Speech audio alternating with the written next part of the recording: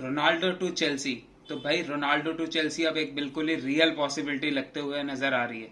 तो थोड़े दिन पहले न्यूज आई थी, कुछ एक वीक के अराउंड पहले, कि जॉर्ज मेंडेस जो कि रोनाल्डो के एजेंट है, उन्होंने टॉड बोली के साथ जब बात कर रहे थे वो अदर टारगेट्स के रिगार्डिंग, तो तब बीच में रोनाल्डो की भी बात उठी थी।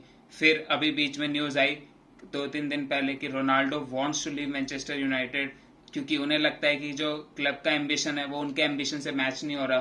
तो आज अभी अभी जैसे मैं वीडियो बनाने ही वाला था तभी एक और डेविड ऑनस्टीन का एकदम बॉम्ब न्यूज आई कि Ronaldo to Chelsea is a real possibility now. Todd Boehly is very much interested in bringing him to Chelsea. तो मतलब बिल्कुल सेंस बनता है कि टॉड बोली एक बहुत ही मार्केटेबल प्लेयर को लाना चाहते हैं चेल्सी पे। 37 साल के जरूर है रोनाल्डो, बट हमने देखा कि उन्होंने मैनचेस्टर यूनाइटेड में 18 गोल मारे प्रीमियर लीग में और 24 गोल मारे इन ऑल कॉम्पिटिशन्स। तो इन नो वे ये नहीं कह सकते कि रोनाल्डो इज फिनिश्ड या वो प्रीमियर लीग के लिए अभी रेडी नहीं है, वो प्रीमियर लीग में परफॉर्म नहीं कर सकते। उन्होंने दिखाया एक पुअर मैनचेस्टर यूनाइटेड टीम में 18 गोल मार के दिखाया कि he can still perform at the highest level. तो 37 साल के हैं, definitely because Manchester United is not in champions League, तो एक बहुत बड़ा इम्पैक्ट डालता है कि रोनाल्डो वहां पे खेलना चाहेंगे या नहीं चाहेंगे। Because Ronaldo is known as Mister Champions League, तो यूरोपा लीग में खेलते हुए सही बात बताऊं तो बिल्कुल अच्छा नहीं लगेगा मुझे भी। तो सेंस बनती है चेल्सी में, Chelsea can afford his wages, जो 550 के अ वीक की उनकी वेजेस हैं वो चेल्सी अफोर्ड कर सकती है। और उसके साथ साथ जो 15-20 मिलियन, उससे ज्यादा तो शायद ट्रांसफर फीस लेगी नहीं यूनाइटेड। बट क्या रोनाल्डो एक राइवल क्लब में जाएंगे? मतलब काफी अजीब लगेगा मैनचेस्टर यूनाइटेड फैंस को, मैं तो शायद रिलेट कर भी ना पाऊं, बट मैनचेस्टर यूनाइटेड फैंस को काफी अजीब लगेगा कि चेल्सी में जाए। चेल्सी और मैनचेस्टर यूनाइटेड की कितनी पुरानी राइवलरी है, जब रोनाल्डो पहले खेलते थे तब तो मेन राइवलरी थी चेल्सी और मैनचेस्टर यूनाइटेड के बीच में। तो जाते हुए थोड़ा अजीब तो लगेगा, बट स्टिल काफी सेंस बनता है कि चेल्सी नया प्रोजेक्ट स्टार्ट कर रही है, नए ओनर हैं, तो वो एक मार्केटेबल साइनिंग लाना चाहते हैं। नंबर 1 पॉइंट ये हो गया, Chelsea can afford his big wages, ठीक है। और तीसरा, चैंपियंस लीग में है चेल्सी, और रिसेंट ईयर्स में चेल्सी काफी ट्रॉफीज और काफी लॉरेल्स जीतते हुए आ रही है। तो it makes all of sense कि रोनाल्डो चेल्सी में जाएंगे। पर क्या वो वहां पे फिट होंगे या नहीं होंगे ये अलग बात है, बिकॉज रोनाल्डो भी आपके एक बहुत मोबाइल फॉरवर्ड तो नहीं बोलूंगा कि जो बहुत लिंकअप प्ले करें या बॉल को कैरी करते हुए ले जाएं पीछे से। एक तरीके के टारगेट मैन बोल सकते हैं, एक तरीके से बोल सकते हैं, क्योंकि अब उनकी उतनी मतलब मोबिलिटी डेफिनेटली एज के साथ थोड़ी कम तो हो गई है। तो देखना रहेगा क्या चेल्सी के सिस्टम में फिट होते हैं, बिकॉज चेल्सी जिस टाइप के प्लेयर इससे पहले थॉमस टुकल ट्राई कर रहे थे वो थे रफीनिया, स्टर्लिंग, हैवर्ट्स, क्योंकि लुकाकू आए थे, लुकाकू एक टारगेटमैन टाइप के प्लेयर थे, वो फिट नहीं हुए चेल्सी के सिस्टम में। तो क्या रोनाल्डो, जो कि मैं सिमिलरली नहीं बोल रहा, लुकाकू से बहुत अच्छे प्लेयर हैं और बहुत ज्यादा क्वालिटी के प्लेयर हैं, बट क्या रोनाल्डो फिट होंगे चेल्सी के सिस्टम में या सिर्फ एक मार्केटेबल साइनिंग होगा, यह देखने वाली बात रहेगी। अगर आपने इस वीडियो को लाइक नहीं किया है तो लाइक कर दीजिए और चैनल को भी सब्सक्राइब कर लीजिएगा फॉर मोर सच कंटेंट। उसके साथ साथ Neymar to Chelsea is also a possibility. तो नेमार, जो कि अब शायद पीएसजी के प्रोजेक्ट में और पीएसजी के प्लान्स में नहीं है, उन्हें एक तरीके से पीएसजी अब ऑफलोड करना चाहती है, जिसकी वजह से पीएसजी उन्हें ऑफलोड नहीं कर पा रही है। जो दो रीजंस हैं वो है, एक तो उनकी हाई वेजेस, बहुत ज्यादा हाई वेजेस हैं, लाइक अराउंड मैंने जो कुछ एक जगह रूमर्स देखी थी लाइक 900 पाउंड अ वीक है। तो मतलब पीएसजी बहुत ज्यादा हाई वेजेस दे रही है अपने प्लेयर को, और नेमार भी उन्हीं वेजेस पे हैं। उसके साथ साथ जो उनका कॉन्ट्रैक्ट 2023 में एक्सपायर होने वाला था, अब वो 2025 तक ऑटोमेटिकली एक्सटेंड हो गया है।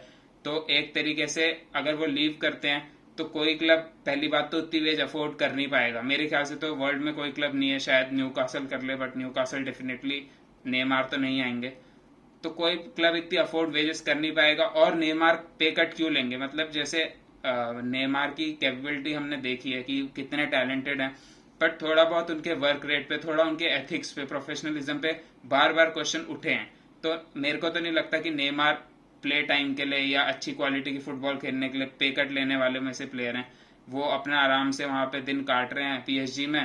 उनके फादर हैं जो नेमार के, उन्होंने बोला था आप 200 मिलियन इनकी जो वेजेस हैं वो दे दो और नेमार लीव कर जाएंगे।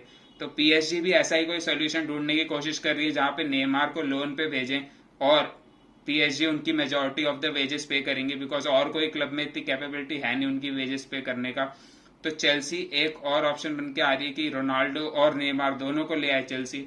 तो देखना रहेगा क्या चेल्सी अपने नए प्रोजेक्ट में, एक तरीके से नया ही ओनरशिप में नया प्रोजेक्ट ही, वहां पे एक नेमार जैसा प्लेयर लाना चाहेगी। एक तो एज तो उनकी उतनी नहीं हुई है अभी, बट उनके साथ जो थोड़ी बहुत टॉक्सिक एलिमेंट तो आता ही आता है, जो इतनी ज्यादा मीडिया की स्पॉटलाइट आ जाएगी आपके क्लब पे, और मतलब थोड़ा टॉक्सिक एनवायरनमेंट हो ही जाएगा नेमार आने से। रोनाल्डो के साथ भी आपके साथ मीडिया की स्पॉटलाइट तो आती है, but Ronaldo is a top elite professional. वो अपने गेम पे ज्यादा ध्यान देते हैं, अपनी फिटनेस पे ध्यान देते हैं, तो रोनाल्डो के साथ वैसे इशू तो नहीं आएंगे, बट नेमार के साथ जो दूसरे इश्यूज हैं वो आ सकते हैं। तो देखना रहेगा क्या चेल्सी नेमार और रोनाल्डो दोनों को ला पाती है या नहीं ला पाती। उसके साथ साथ आर्सेनल पे बढ़े तो गैब्रियल जेसूस की साइनिंग कंफर्म हो गई है फाइनली। मेरे ख्याल से कंफर्म इसलिए हुई है बिकॉज आर्सेनल आज जर्मनी के लिए जाने वाली है। जर्मनी में जो एडिडास हेडक्वार्टर्स है वहां पे आर्सेनल ट्रेनिंग के लिए जा रही है। उसके साथ एफसी नूरनबर्ग के साथ 8 तारीख को आर्सेनल का मैच भी है, तो शायद इसीलिए गैब्रियल जेसूस को भी जर्मनी जाना था, तो इसीलिए आज आर्सेनल ने अनाउंस कर दिया। बताया जा रहा था कुछ वीजा वगैरह का इशू था जिसकी वजह से शायद डिले हुआ अनाउंसमेंट में, बिकॉज पेपर वर्क शायद एक वीक पहले ही साइन हो चुके थे, but still better late than never. और 9 नंबर मिल चुका है गैब्रियल जेसूस को, बिल्कुल फोटोज वगैरह आ गई हैं। तीनों गैब्रियल्स के साथ भी फोटो आ गई है, बिल्कुल ब्राजीलियन गैब्रियल ट्रियो आ चुका है आर्सेनल में। तो देखना रहेगा गैब्रियल जेसूस कैसा खेलते हैं आर्सेनल में, और अभी वो प्री सीजन में कैसा परफॉर्म करते हैं, वहां से हमें पता चल जाएगा कि आर्सेनल किस टाइप से उन्हें यूज करने वाली है। आर्टेटा के प्लान्स में गैब्रियल जेसूस का क्या रोल है। उसके साथ साथ एक और मिडफील्डर जिससे आर्सेनल लिंक हो चुकी है वो है सर्जियो मिलेंकोविच सैविच। तो काफी बड़ा सा नाम है, मिलेंकोविच सैविच ही बोलते हैं। तो लाजियो के मिडफील्डर हैं, सर्बियन नेशनल टीम में खेलते हैं।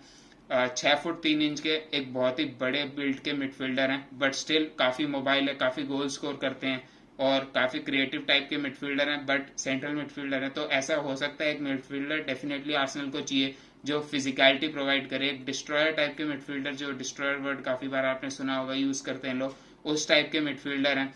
तो ये टाइप का प्रोफाइल आर्सेनल में अभी कोई नहीं है, कोई ऐसा मिडफील्डर नहीं है इस टाइप का। थॉमस पार्टे बोल सकते हैं, बट थॉमस पार्टे थोड़ा पीछे रह के खेलते हैं, उतना आगे नहीं जाते हैं, बट मिलेंकोविच सैविच थोड़ा आगे जाना चाहते हैं। तो ऐसी साइनिंग अगर आर्सेनल कर रहती है तो आर्सेनल के मिडफील्ड का जो लेवल है ना बिल्कुल उठ जाएगा। लाइक अभी भी काफी टेक्निकल प्लेयर्स हैं आर्सेनल पे, like Partey is very technically good, और ओडेगार्ड तो है ही, फाबियो वियरा आर्सेनल ने साइन किया है, बट मिलेंकोविच सैविच जैसा प्लेयर फिजिकलिटी जो आपकी मिडफील्ड में लाता है ना, जो डोमिनेशन लाएगा, वो एरियल डोमिनेशन लाएगा, जो डुअल्स विन करेंगे, उससे मतलब काफी प्रीमियर लीग में आर्सेनल का लाइक मिडफील्ड का लेवल काफी उठ जाएगा। हमने काफी बार देखा कि जहां पे फिजिकल टीम्स आती है वहां आर्सेनल की मिडफील्ड हमेशा रन ओवर हो जाती है। तो मिलेंकोविच सैविच ऐसे प्लेयर हैं जो डेफिनेटली उसमें हेल्प करेंगे, और गोल्स तो काफी स्कोर करते ही करते हैं, असिस्ट भी लेते हैं। तो डेफिनेटली एक बहुत एलीट साइनिंग होगी अगर आर्सेनल इसे पूरी कर लेती है। बट जो अभी मेजर ऑब्स्टेकल है, अभी इटालियन क्लब है, तो इटालियन क्लब्स के साथ जो सबसे बड़ा इशू आता है प्राइस। 60 मिलियन पाउंड्स मांग रहे हैं जो लाजियो उनके लिए। बताया जा रहा है कि आर्सेनल ने ऑलरेडी एक 47 मिलियन पाउंड्स की बिड लॉन्च कर दी है, जो कि मेरे ख्याल से तो अभी फेक है, बिकॉज इटालियन आउटलेट्स ने रिपोर्ट किया। इटालियन आउटलेट्स कितने अनरिलायबल हैं सबको पता है, तो डेफिनेटली वो बिड की न्यूज तो फेक हो सकती है। हो सकता है आर्सेनल ने लॉन्च भी कर दी हो, बट मोस्ट प्रोबेबली फेक होगी। इंटरेस्ट का भी अभी मतलब ज्यादातर इटालियन आउटलेट्स ने रिपोर्ट किया है, तो उतना मैं थोड़ा सबको बोलूंगा कि एक पिंच ऑफ सॉल्ट के साथ ही लीजिएगा इस न्यूज को। मतलब मैं एक्साइटेड होने की कोशिश नहीं कर रहा हूँ, but he is such a quality player की मैं एक्साइटेड हूँ। तो देखना रहेगा क्या आर्सेनल इस डील को कंप्लीट कर पाती है। 60 मिलियन एक बहुत बड़ा प्राइस टैग है, बट अगर आपको एक क्वालिटी प्लेयर चाहिए तो आपको प्राइस टैग पे करना ही पड़ता है। लाजियो लूकास टोरेरा में भी इंटरेस्टेड थी, तो हो सकता है कि उन्हें स्वैप डील में इंक्लूड करके कुछ 10-12 मिलियन 15 मिलियन आर्सेनल प्राइस कम करवा ले, तो डेफिनेटली उस बात की सेंस बनते हुए दिख सकती है मेरे को। अगर मिलेंकोविच सैविच की साइनिंग हो जाती है तो मार्क माई वर्ड की आर्सेनल बहुत लाइक एलिवेट हो जाएगी। आर्सेनल का जो ओवरऑल लेवल है वो काफी एलिवेट हो जाएगा, इस टाइप के प्लेयर हैं वो।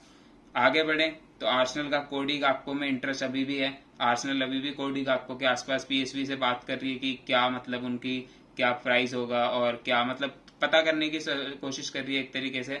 तो बताया जा रहा है कि कोडी गाक्पो जो कि 23 साल के विंगर हैं, डोमिनेंटली लेफ्ट विंग पर खेलते हैं, बट राइट विंग पर भी खेल सकते हैं। तो आई डोंट थिंक कि आर्सेनल लेफ्ट विंग पर जाएगी, और जैसी मैंने कुछ रिपोर्ट्स पढ़ी थी कि आर्सेनल लेफ्ट विंग पर मार्टिनेली और स्मिथरो को ही देख रही है इस टाइम पे।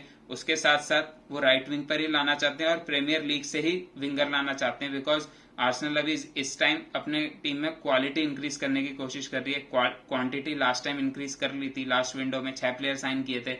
इस टाइम आर्सेनल का टारगेट है कि आप क्वांटिटी इंक्रीज करके, पिछली बार जैसे 5th रह गए थे आप, इस बार वो मुश्किल ना हो, टॉप 4 में आओ और हो सकता है यूरोपा लीग या कोई और ट्रॉफी भी जीतो, ये टारगेट है शायद आर्सेनल का इस बार। तो डेफिनेटली राइट विंगर साइन करने की कोशिश है और प्रीमियर लीग से ही साइन करने की कोशिश है। तो देखना रहेगा कौन से विंगर को आर्सेनल टारगेट करती है। उसके साथ साथ लिसांड्रो मार्टिनेज की रेस में आर्सेनल अभी भी बनी हुई है। बताया जा रहा है कि आर्सेनल अभी पीछे हटने का बिल्कुल नाम नहीं ले रही है। डेफिनेटली मैनचेस्टर यूनाइटेड के पास हल्का सा एडवांटेज है कि उनके पास एरिक टेन हैग है, ऐसे कोच जिन्होंने 3 साल काम किया अगर प्लेयर के साथ, तो उनका थोड़ा बहुत एक्स्ट्रा पुल तो रहेगा ही। बट आर्सेनल और मैनचेस्टर यूनाइटेड ने अभी सेम अमाउंट की बिड लॉन्च कर रखी है, that is 40 million Euros plus 5 million in add-ons. तो आईएक्स अभी 50 मिलियन मांगना चाह रही है जो कि फिक्स्ड अमाउंट है।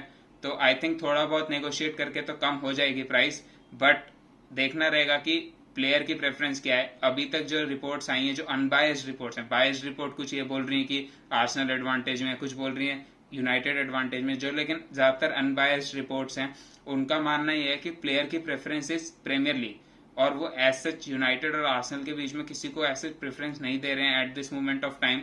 रीजन बीइंग कि दोनों यूरोपा लीग में है, और कुछ कुछ रिपोर्ट्स मैंने ऐसी भी पढ़ी है कि एरिक टेन हैग के साथ उनका रिलेशनशिप कोई इतना अच्छा भी नहीं था, और हो सकता है कि वो इसी वजह से मिकेल आर्टेटा की साइड चूज करें, आर्सेनल चूज करें, because he wants to try something new. Like आप 3 साल से एक मैनेजर के साथ काम कर रहे हैं, तो हो सकता है आप भी नया एक्सपीरियंस लेना चाहें।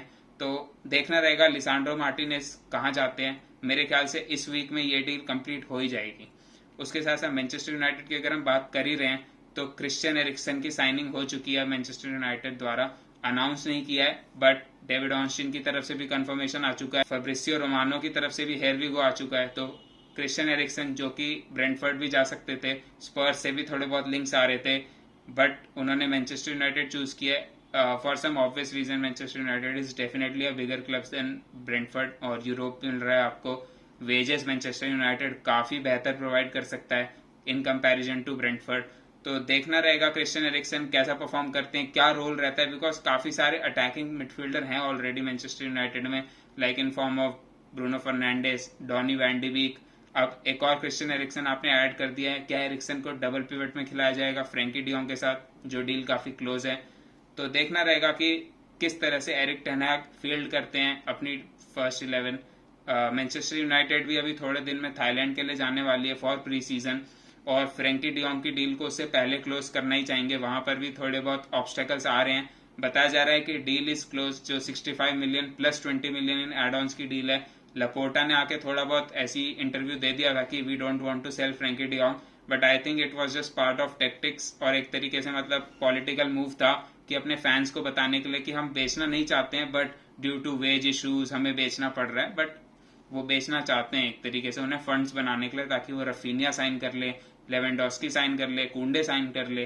तो इसीलिए शायद बेचना चाहते ही हैं वो। बस हो सकता है या तो एड-ऑन्स, जो उनपे अभी एड-ऑन्स को लेकर कॉन्फ्लिक्ट चल रहा है, उन्हें सॉल्व कराने की कोशिश है, या हो सकता है थोड़े और एक्स्ट्रा पैसे निकालने की कोशिश है। और डेफिनेटली पॉलिटिकल मूव तो था ही कि फैंस को अपने साइड रखने का और प्लेयर को एक तरीके से विलन बनाने का। तो देखते हैं फ्रैंकी डियोंग वाला मूव कब तक कंप्लीट होता है। आज की ट्रांसफर न्यूज में इतना ही। मिलता हूँ और ट्रांसफर न्यूज के साथ अगली वीडियो में, तब तक के लिए take care and good bye.